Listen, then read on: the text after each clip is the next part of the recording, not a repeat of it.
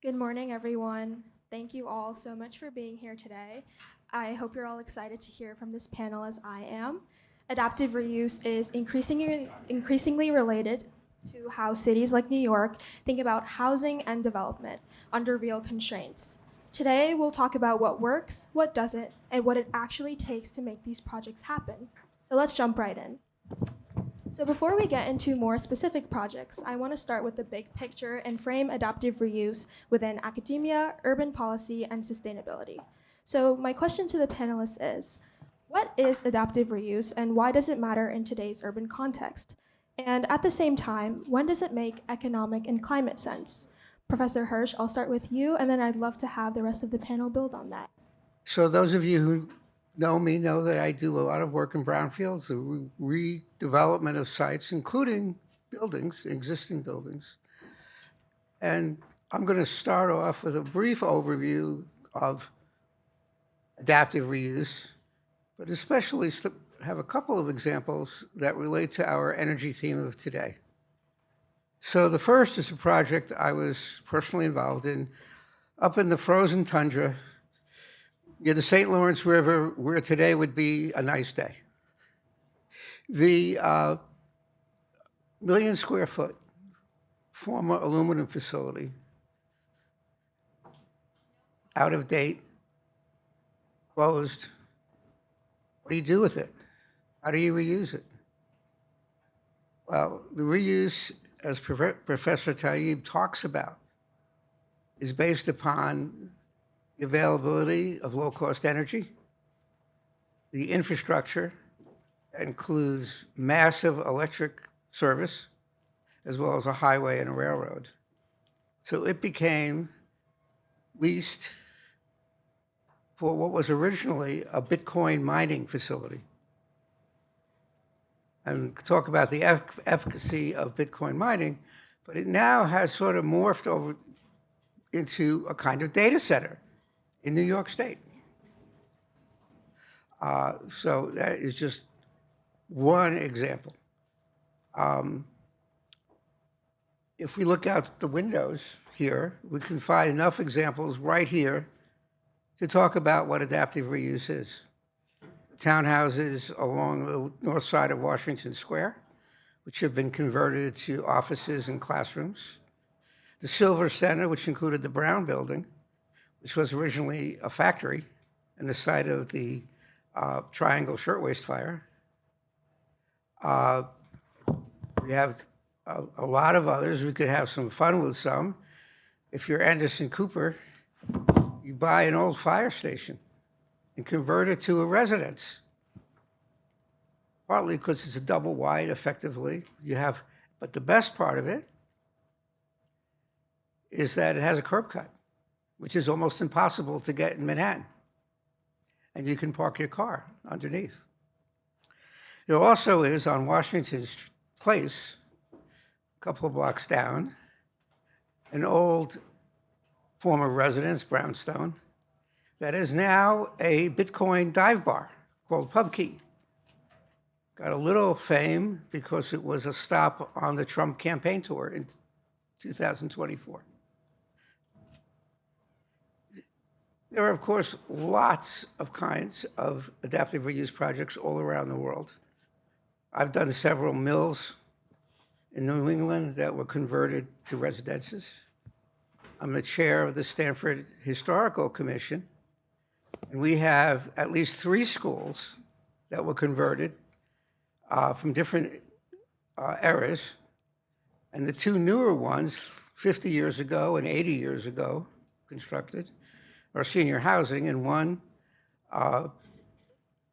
is now the home of the Stanford Historic Society, where we also brought in a 400-year-old house, the oldest house in Stanford, and moved it up there. So it's essentially a museum. Adaptive reuse starts off with some sustainability advantages. You have the embedded energy in the building that can be reused. And you have the opportunity to upgrade it to modern systems and make it more useful. Adaptive reuse is one of the places where a developer, designers can be truly creative, can think of things that other people didn't think of. I can show you concrete silos in Akron, Ohio, that was converted to a hotel. Had to be just the right size. But it's not easy. You have to reuse a building. You have to change the function of the building. A lot of design issues that you'll hear a little bit about a specific case later from this panel. You have to deal with the laws. Can you put in a new use under the zoning ordinance? And not to be forgotten, at a real estate event, how do you finance it? They're hard. They're one-offs. They're not typical. Hard to put in a big commercial mortgage-backed security. But there are a lot of things that, and programs that can help you. One of my favorite historic renovations and restorations is the Jefferson Market Library. You can almost see it out the window on 6th Avenue, an ornate Romanesque building that was originally a courthouse and then a women's prison, and then converted in the 60s to a wonderful public library. A historic restoration of the building with the interior use completely changed and updated more recently. The last one I want to just use as an example. So everyone has always, as a developer or architect, dreamed of having somebody come along with oodles of money and just make your project happen. And of course, that never happens until it does. So there is a place called Hrisa Island. It's on the south shore of Norwalk, Connecticut. Originally a marshland, then a farm, and then for decades, a Jesuit sanctuary, until it was sold in the 1950s to the public utility, and it became a power plant. There's a 10-story power plant. There is a big transformer. And that particular power plant, related to some of the discussion on the first panel, had a few functions. In addition to providing energy to Fairfield County, it was where the underground cable connected Long Island to the grid. And that transformer function will still occur. It was also used until it closed right after Sandy, when it was damaged, as a backup generator when there was peak loads. And there was some mention of those and how we allocate energy resources during times of stress. So we worked on, this plant was closed, and I worked on several power plants. We have the older ones that are masonry, like on 33rd Street, or the Power Arts Center in Gowanus. But this was basically steel and glass with a 120-foot high chimney, but on a beautiful island. And we worked on it as typically done, and we found a pretty substantial developer out of New York who would have used it to demolish the building and put in high-end housing. But that didn't happen. A couple, both Norwalk natives,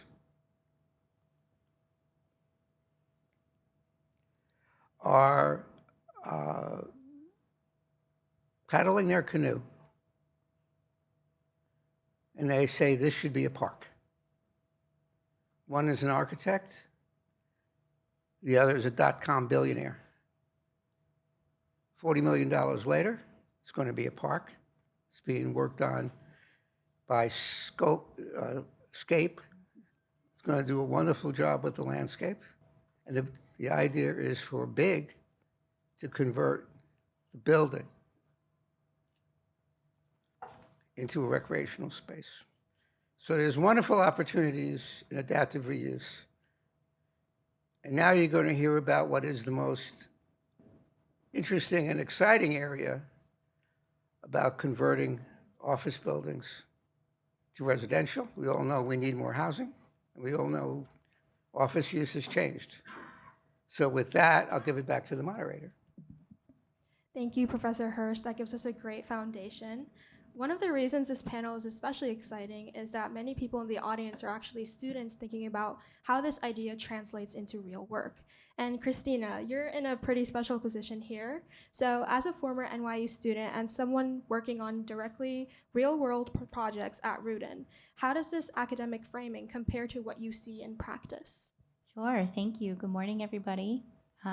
My name is Christy. I had the honor of being in Professor Hersh's capstone 2 years ago today, the sustainability capstone at Schack, and I actually did my capstone on a project that we're going to be talking about today, 3 Times Square.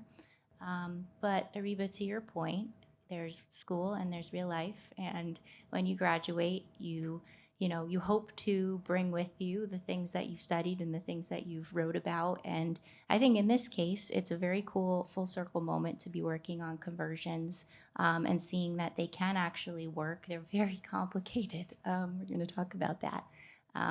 But something that's been going on, at Rudin lately, we are embarking on a commercial to resi conversion right now. And we're in the early stages of it. We've been studying it for 2 years. 355 Lexington. We started construction last week, so it's an exciting time. But I remind myself every day, because going through the program, right, you learn we are design and construction professionals, my team, right? And our construction project, it's 3D, it's big, it's loud, it's messy, and sometimes we think that that's the whole story. It's humbling when you go through a real estate program and you realize that the construction budget is just one line in that model, and you've got a number to make, and everything that goes right and everything that goes wrong comes back to that one line. It's a no or it's a no-go, and if it's a no-go, you do everything you can to turn that back around. So I remind my team as we work to make this project, reality. Everything we do comes back to that financial model. And I think that having that framework helps us understand how to work with all of the people in our company, all of the different teams, Hrisa's team, sustainability, our development team, to make this project happen. So we'll get more into that, but I really bring that with me from the program. Yeah, thank you so much for sharing that. That was awesome. So now that we've talked about why adaptive reuse really matters, let's talk about how it gets chosen. So what kinds of buildings or building systems are best suited for adaptive reuse? How do you go about selecting a building, and how did that decision play out on the projects that you've worked on? I'm going to start with that one too. So 2 years ago, we took a look at the Rudin portfolio. We did a highest and best use study looking at some of the older office buildings that were in the portfolio that, Maybe you want to take a step back. One step back. About the portfolio, and then how we got there. Yeah. Yeah. Right. So we have a series of commercial buildings. We have a series of residential properties, and in particular, a couple of our properties are aging. A lot of commercial buildings are aging, right? Our buildings have lifespans. And we're getting to that point with some of them where they can't fetch the rents that they used to. They might have occupancy, but it could be better. And you also have to look at the building's design, its existing design, right? Because it's adaptive reuse. Anything that you can reuse is to your benefit in so many ways, from sustainability perspective, cost perspective, schedule. So the particular buildings that were reviewed for conversion, a lot of what they had in common was their floor plates. So you're looking at buildings where perhaps the floor plate is not typical of a residential property that we are used to, but when you think about it in terms of these very narrow, long, skinny apartments, maybe sort of railroad style, where you get your light and air at the end of the apartment and you're finding ways to bring that back through the apartment, those types of buildings start to work. We also had some really important legislation passed a little over a year ago at the City of Yes. It expanded the New York City building code to allow for more buildings in more parts of the city to be converted. Previously, only buildings built up through 1961 were allowed to convert their full FAR from commercial to resi, and now it's 77. This building happened to be pre-1961, so this was really at the top of our list. This building was completed in 59, but there were other buildings we looked at that really depended on City of Yes to pass to make it work, and that's passed, so that was great news for New York. These properties are like in the Grand Central zone. Previously, we wouldn't have been able to look at converting buildings in that area. Really, it was like Wall Street was where these properties were happening, FIDI, and now they're happening everywhere. So those are the types of criteria that we look at. And we'll get into a little later, like how design plays out. Once you're looking at these types of floor plates, it's very complicated, I would say. Creative, maybe is a better word. But yeah, it's exciting to see one actually happen. And so building on that as a follow-up, what really happens to the physical building itself? Are you able to salvage anything from these projects? First of all, good morning, everyone. Thank you for having me here.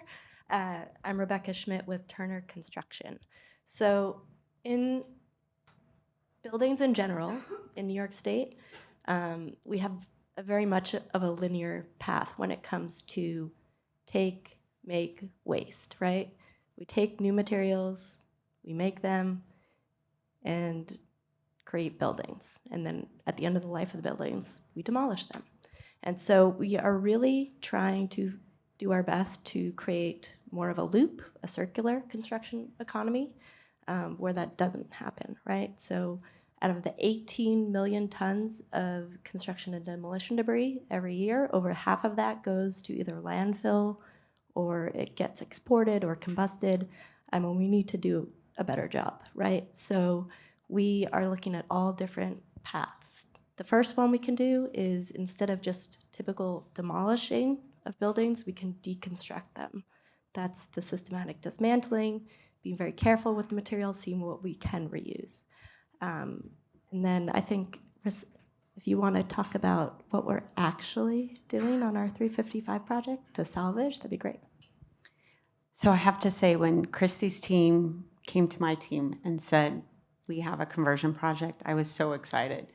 I was like, oh my gosh, we can create a deconstruction scope and we can do all these things. I was like, Christy, nothing's going to go to the landfill. And she's like, well, maybe something. I'm like, no, nothing. So I think and I think that's the great thing about our two teams working together. And of course, Christy having her background in sustainability, even though I wanted her on my team, the design and construction team had to keep her, but it's fine. It's great to have this collaboration together. But I would say, I think one of the first things my team did is we literally walked the building and we looked at every material. We actually walked it with Turner, because that was a great thing. Chrissy's team brought on Turner as a CM at the beginning. So it was really great. We also had consultants, and we walked the building and looked at every material. We looked at ceiling tiles, floor tiles. We looked at the doors. We looked at the plate glass, facade glass. We looked at everything. So we literally created almost like an itemized wish list of everything that we could possibly salvage, reuse, anything that can just literally get diverted and not go to the landfill. And quantifying, finding partners. I mean, the great thing is there's a lot. We're not at the beginning. We're probably in the middle of this journey. This journey could be better in New York, but like there are partners emerging with take-back programs, that's the best way, is if there is a take-back for that material, especially if it's the original manufacturer that can take it back and reuse it and make it into a newer material. I have to say, though, we had challenges because of the building, the year of the building. We have asbestos, so that was A lot of it. which made me cry. So that was really hard. So where the asbestos was, we had to eliminate salvaging the ceiling tiles because the asbestos was directly above. I believe. And we also tested the facade glass, and that had asbestos. So again, a lot of tearful moments. So we need to have some wins. So we were like, okay, well, let's at least look at the plate glass and let's see if we can make that work. But even smaller, why don't we even look at the doors? There's this great company called Doors and Hinge that actually Turner had a great relationship with as well. And this is a company that literally can come in, and if the doors fit whatever matrix they're looking at, they will take the doors and the hardware back to their facilities and refurbish them to sell them, to put them back into the market again. So, and I think, do we have some good news, Rebecca? Are we going to be for sure doing the doors? Gonna be doing the doors. Yes. So sometimes it's a small win. Like you want to do everything, but sometimes you just can't. So I think you just have to celebrate those small wins and keep pushing the industry forward. And I think one of the great things in my world is I get to share sustainability best practices with other heads of sustainability, which are here in this room that I get to talk to often. And so we get to share. And so when we have a win, we share these wins so that everybody can, be able to do these things. Yeah, that's great. Those very reuse decisions actually have a direct impact on embodied carbon. And I want to ask, how significant are those savings compared to ground-up development? I can start that one. Aribah, that is a great lead-in. I'm very excited that you asked that. So in New York City, we have over 1 million buildings, right? And I want to say 70% of the city's greenhouse gas emissions come from those buildings, right? 3/4 of that comes from the operations of buildings. And we have regulations in place now, like Local Law 97 and others that aim to decrease those operational emissions. We do still have that other quarter of the pie, which is embodied carbon. That is material extraction, transporting those materials to the manufacturing site, transporting them again to the construction site, installing them, maintaining them, and then at the end of their life, demolishing them. And that's all embodied carbon. And there's a lot of work that we can continue to do on that when it comes to decarbonizing materials, decarbonizing our construction sites, and deconstructing at the end of life. And so we're really excited to be a part of making sure that happens. Hrisa, do you want to talk about what we're doing specific to 355 or? Well, I will say that just to add on to some of those facts is that there's recent studies specifically to New York City for this office to resi conversions, and that you can potentially have a savings of 50 to 60% of embodied carbon savings when you literally reuse a building instead of starting from scratch, demolishing it and starting from scratch. So I think that is great. So like anything you can start from there is a plus. And I think we are going to actively track, so we'll see, where we're at. So that is something we're going to do on this project. But I would have to say, though, it doesn't just start with the reuse of the building. That's going to be a big component. But other components are going to be, that we're also going to be doing, is we're going to be tracking construction waste very closely. And that was another reason when we were able to select Turner. Turner has a lot of great best practices as a partner for sustainability. And you also, besides Rudin's goals, you also have your internal Turner goals.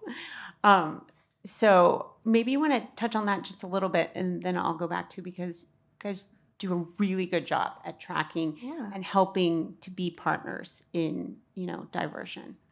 So Turner, thank you for that. Turner has our own internal commitments. We aim to be net zero across scopes 1, 2, and 3 by 2040. And so there's a lot of work we need to do to get there. And part of that is understanding where our emissions come from. So since 2019, we've been tracking our emissions on our job sites through our direct work. And we've developed our own internal dashboard to be able to track those for each individual project that we do. So we understand where the emissions come from, where we can have the most impact on our job sites, what changes, what levers we have to be able to make that progress, and in the most economic way possible. Yeah, I have another viewpoint of it. The approval process for redevelopment or adaptive reuse is often a little easier, go a little faster, because you're keeping the building in place. Community may be more comfortable with that. The other thing is the financing is different. So it is, again, it's a one-off. It's not going to fit as easily into categories. And you're much more likely to use a government program, whether it is historic tax credits, brownfield tax credits, new market tax credits, or CPACE, which is a program, a state and local program, which allows you to use the municipal government's taxing authority as part of your financing at a lower interest rate. That has become quite popular, started in California, lots of projects in Connecticut, New Jersey, Wisconsin, Texas. New York City has been recalcitrant, not because the governments haven't created it, because of a trepidation about a new program, but it is a very valuable tool. It's all about saving money and by doing energy efficient design. I have one more to add to that. The 467M tax abatement, the deadline for that's actually coming up this summer. That's a big one that's making a lot of these projects possible. That's a requirement of 25% affordable housing. So we're proud that we're going to be including that in our project, but it definitely makes the permitting process a bit of an emergency, as it always is. But to Barry's point, a lot of these conversions are now as of right, thanks to City of Yes, which is wonderful. So you get to skip some of that, some of those early roadblocks. But I will say permitting in New York City has a little bit of a ways to go to catch up with this new use type, because it's not a new building, but it's also not really a renovation. It's something in between. And sometimes it doesn't fit so neatly into the permitting buckets that exist right now.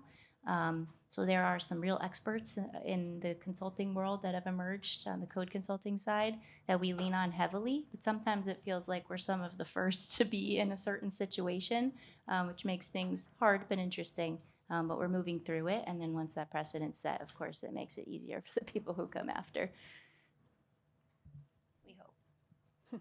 Yeah, so from this, we can see that adaptive reuse really offers a lot of real opportunities, but it also comes with a lot of challenges. So I'd like to ask, how do construction risk and budgeting differ between conversion projects and ground-up development? And then as a follow-up, how are zoning and building codes shaping what's possible for adaptive reuse right now? Might jump back in because I think I already talked about the second one. But back to challenges, that could go on for a long time, and I'm going to pick a few. We're keeping the structure, right? So that should be a huge thing, and it is. There's a lot of savings, there's a lot of structure, so a lot of schedule and cost savings associated with that, but also sustainability savings, which is the point of why we're here today. But there are a lot of rules too, and there is a certain rule. I don't know what it's called, but we call it the 5% rule. You can't increase the surface area of your facade by more than 5% without triggering foundation reinforcement, which starts to negate some of those schedule and cost savings. So your risk appetite, you have to really think about, do I want to stay within that 5% and not touch my foundation? Skip a few hurdles there. Or do I want to build this thing up as high as I possibly can and take on that risk and all of the things associated with overbuild floors and outbuild floors, and different developers have different attitudes about that. Another challenge, and we might be one of the first conversions to be dealing with this, is we sit on a DEP little e site, which means we have certain noise and environmental considerations that we have to take into account with the TEP, sort of on top of everything else. They get to review our permits. We have to do soil testing. We have like a higher level of OITC ratings to meet with our windows. All of those things, of course, add costs. And so we're always balancing, like, what kind of product can we deliver with some of these just known exposures that come with repurposing a building that was meant to be something else. So every day it's a give, it's a take. And Hrisa and I have some of those give and take moments where her team will come to us and say, we want to incorporate X, Y, and Z. Here's what it could cost. And some of those things, it's like, yes, absolutely, that's a no-brainer. And then other ones of those things, we're like, okay, we might have to consider something else. But it's a good conversation. We're always sort of pushing each other to the product that we want, but it's real life, and we have to, there's yeses and there's nos. So it's an everyday conversation for us. Well, and I was just going to add to that. Yes, it's pushing, like, what can we do? Because, like, I want to do everything. I said I don't want anything to go to the landfill. So I get it. But unfortunately, we're just not quite there yet, especially not in New York. Things cost money. Subcontractors are really not, they're not where they need to be. There's not training there. So, we were actually talking with Rebecca. There maybe needs to be some workforce training around, what does it take to, so things don't cost, like palletizing ceiling tiles, floor tiles. How do we, remove the glass? And because there's a lot of facilities that literally will take these things back for free, but it's the cost, the labor cost. So, so we're using this kind of what as our internal pilot, of what, and even though we started these conversations way at the beginning, we still realize it's just a lot of work. But I think besides internally, internal stakeholders at Rudin talking with our partners, it's also just talking to the market. Because I think the more we are out there requesting these things, maybe they don't work on our project, but maybe they will eventually work on somebody else's. Yeah, that's a good point. Without too many specifics that we obviously can't talk about for confidentiality reasons, hard costs are generally like 300 to 400 a gross square foot in a project like this. Because there aren't that many precedents, you're constantly being compared to the same few buildings who have done this successfully in the city so far. So every move we make, it's sort of like, what did they do? What did they do? And so other people are also doing that to our project, right? So we're all pushing each other, all kind of looking around to see what other people are doing. And some people are taking risks and some people aren't. But we have strict budgets that make this thing go. And it's like, what can we fit into that puzzle that makes the best product that we can make and is still comparable to the costs and the schedule of our competitors? Not that we're competitors, but, of other developers doing the same thing. And or I trying think to that's do a the same win. thing. And then that's a win. We're all pushing the envelope. Thank you. That really highlights how complex these projects are once you move from concept to completion. To close us out a little bit, I want to zoom back out to the bigger picture. And I want to ask all of the panelists, how do you see adaptive reuse sort of shaping the future of New York City over the next decade? No. I'll let you go first.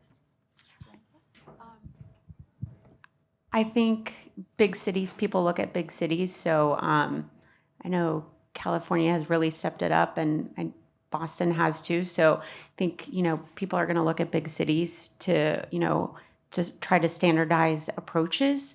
I think, though, I kind of touched on it, is like education. I think once people are educated and trades are educated and trained, these things are going to be able to roll out a little bit smoother and make them more financially viable to be able to maybe eventually get to the point where you can divert every single material in your building, as long as it's not contaminated. But also, too, is there possibilities like with asbestos? Because I know the caulking, on a facade, like, could you remove that caulking? And then could they feasibly, think of that now as not contaminated so you could recycle it? Regardless, I mean, I think people have to start doing it, and we just have to keep trying to move it forward and spread the word and spread our knowledge, because we're not living in a bubble. If we're going to make this work, all over the world, we just have to, spread this through and keep training people and, keep trying to get those wins and push everybody to do. You can push to do the best, and maybe you can't do it all, but as long as you've tried, I still think of all those things as good wins. And maybe somebody else gets 2 wins on a project and 3 until maybe eventually you're deconstructing the whole building. I do think that these are the future. I mean, they may not always look the way the projects that we're doing right now look. They're going to change. We're all getting more creative. That's the interesting thing. We're all learning from each other in real time. Some helpful things are happening in the zoning world, in the permitting world, and I think it's going to get better. And we're not just talking about resi conversions. I mean, Professor Hersh talked about a lot of other examples.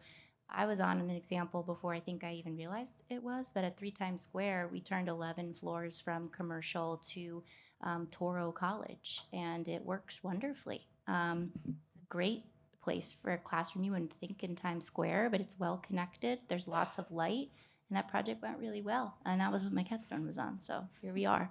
But yeah, I think that we She'll have get a to- good grade on that capstone. Can't say. Can't say. But I think this has to happen, right? These buildings aren't going anywhere, so we need to find something to do with them that's useful and serves, the financial picture, but also like the needs of the city. And I think that we're doing that with units, affordable housing, schools, and lots of other purposes. I'll just quote the founder of our school, Larry Silverstein, never bet against New York. I'll add one bit to speak to what Professor Hersh was talking about earlier. So beyond the economic and the climate benefits of doing adaptive reuse, I think there's also a lot of social value. You were speaking to some examples of that earlier. Adaptive reuse offers a really unique experience to users of buildings, right? That can't be reconstructed with new buildings. I used to work for the DDC out in Long Island City, and that office building was originally a Chiclets factory. And so it's really cool to be in a building every day that had an original purpose and now works perfectly functionally for its new purpose. And I think there's a sort of rich connection that you get with history, with your place that you're working in or living in, to be able to have that connection to the past. And so I think that revitalization that happens through adaptive reuse can trigger this loop of economic value, revitalization, and increased market value in the city. So that helps it to scale. I really appreciate all of your guys' perspectives. Those insights really highlight the lessons and opportunities for adaptive reuse as it grows within New York and even globally. Before we open it up to questions to the audience, I want to have some fun with a quick lightning round, and I'll ask each of you to answer in one word or one sentence. My first question is one word to describe the future of adaptive reuse in New York City. Inevitable. Creativity. I'm going to say revitalize. Fun. And my last one is one building in New York City you'd love to see reused.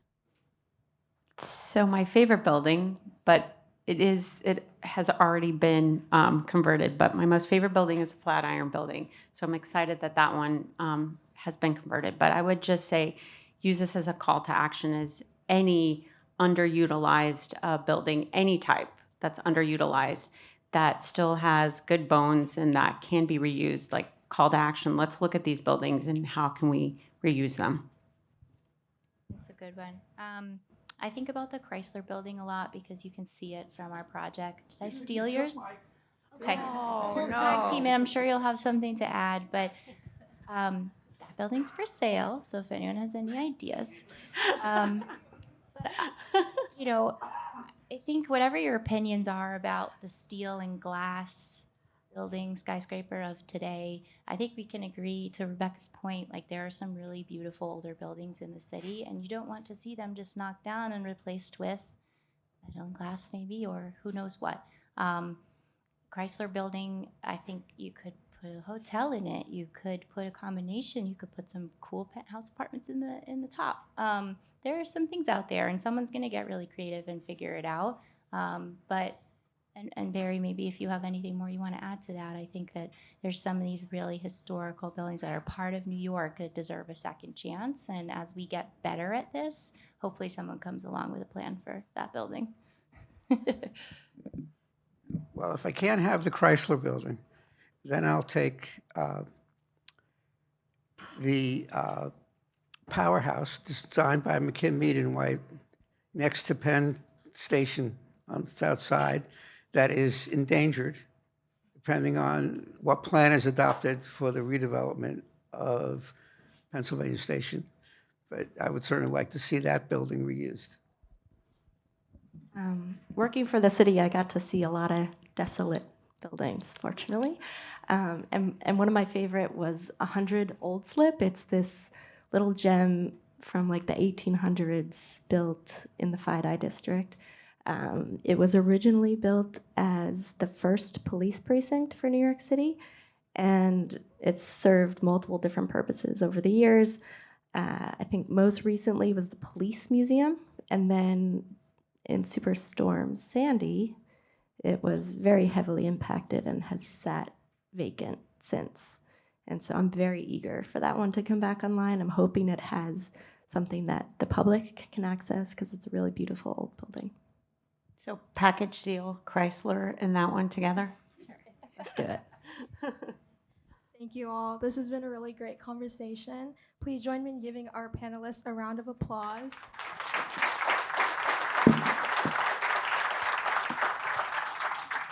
And we'll open it up to questions from the audience for the last few minutes.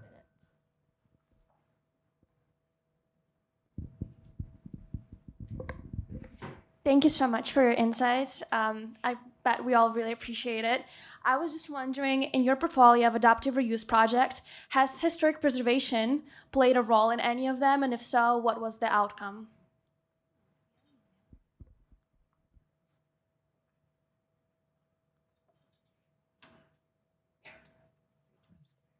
No, as far as I'm aware, I don't think that the commercial buildings, and I'm going to say commercial, because we definitely have some landmark buildings on the resi side. I don't Not converting, obviously, our Yeah. resis, but yes, I think maybe some of the residential ones are landmark, but I don't think our commercial. That's ones. one agency we haven't had to deal with yet, Yes. but we've had our share. I imagine that would be complicated because our project as it is, right, with the asbestos that we found, we're replacing all of the windows. In a lot of cases, you have to do that anyway, right, because they need to align with your new unit layout. So that's a pretty major facade modification. I would be very curious if someone tries to convert a landmarked building, how they get away with that. I would imagine you'd have to start with a building that just already made a lot of sense as far as its curtain wall goes. Be the biggest factor, in my opinion.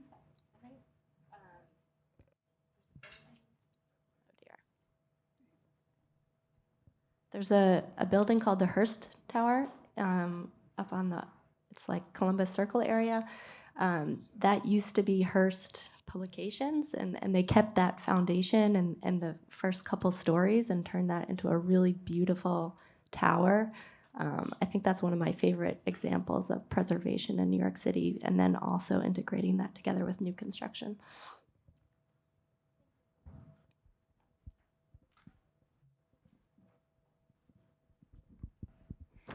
Hi there, thank you very much for all your shared experience.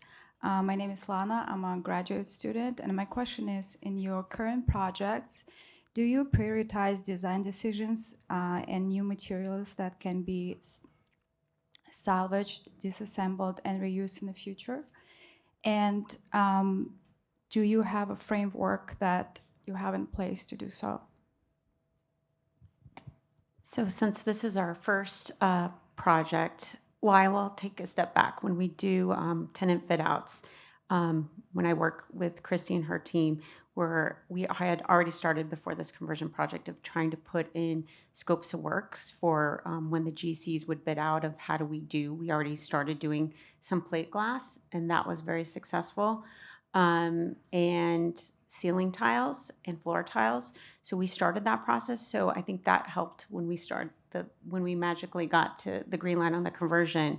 We're making this process even more thorough. So like what we want to do is have a Rudin structure for every single type of project, whether it's a conversion or a fit out, of how do we handle each type of material and where its final home would be. So to partner with take back programs and lots of companies now that are doing, like I was talking about, doors unhinged or the glass, the manufacturers of flooring and ceiling tiles. So yes, so maybe some things weren't formally in place, but we are putting that structure in.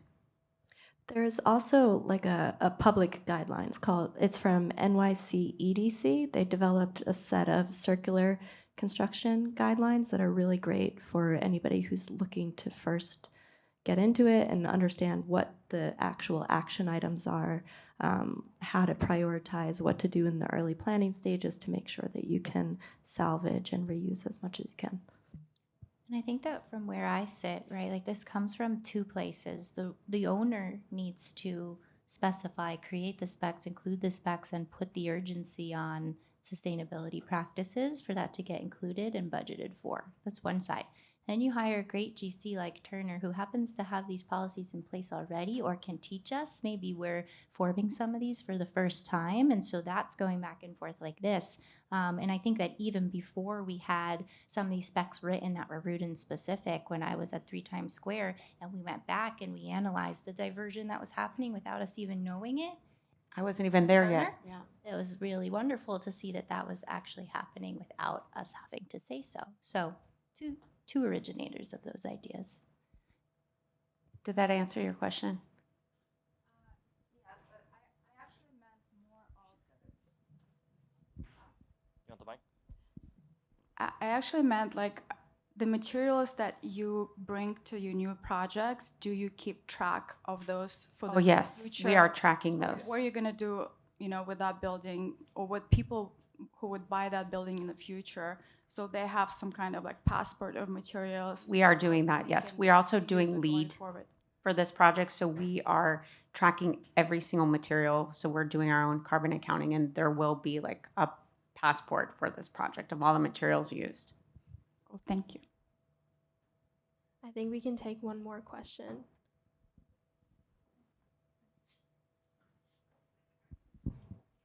Thank you all for the great conversation. I graduated from Stern in 2020, but I work for a real estate investment firm. One of the things we do is real estate investments, and we specifically work with monetizing tax credits within the renewable energy, historic, as well as brownfield space.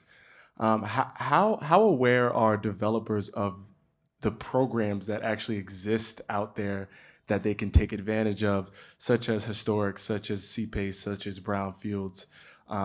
Because there does seem to be a bit of a gap in the programs that exist and the knowledge. A company like Rudin, which is very sophisticated, seems to know a lot more than, some mom and pop shops that exist. Well, you really answered the question. If you're a small business with just a couple of people, you can't keep track of all the programs of New York City, not to mention the state and the feds. That's really difficult. And we at Schack try to have sessions for family-owned businesses and for not-for-profits. But there's a lot of things to learn, even for a big company. But it is especially hard for smaller companies, you're right. And we try to do our part, and they have their own associations and other ways. But it is an issue. And it's time and money to look at a new program and say, oh, well, that doesn't fit. So you put your finger on a good question.